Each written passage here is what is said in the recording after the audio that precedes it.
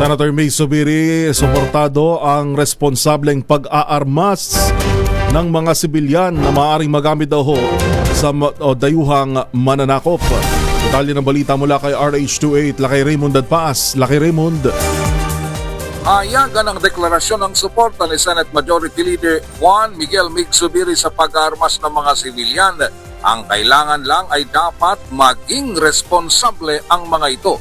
Sa 32nd Defense and Sporting Arms Show sa SMX Convention Center sa Pasay City, inihayag ni Zubiri na isang deterrent sa krimen ang responsible gun ownership. Dahil sa record, karamihan ng mga krimen na nangyayari sa bansa ay galing sa mga hindi lisensyadong baril. Napakababa ng porsyento na licensed firearm ang ginamit sa krimen dahil ito ay 0.00% lamang. Ang mga baril na ginamit sa Tacloban shooting ay lisensyado, ngunit ito ay lumalabas na itinakas ng mga batang suspect kaya dapat nasa safety deposit ang mga baril. Paniwala ni Zubiri, magagamit din ng mga lisensyadong baril ng mga sibilyan sa oras na may dayuhan na magpupumilit sakupin ng ating bansa. Dahil napatunayan na natin ito nang sinakop tayo ng Espanya, Amerika at Japan na kahit itak o gulok lamang ang armas ay lumaban ang mga Pilipino.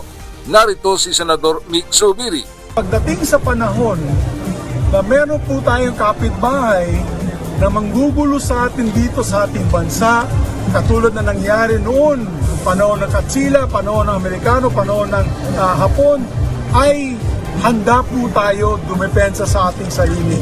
Hindi lamang arnis ang daladala natin, hindi lamang bolo, hindi lamang itak o karate, taekwondo, meron po tayong baril na makadepensa sa ating bansa, sa ating soberenya.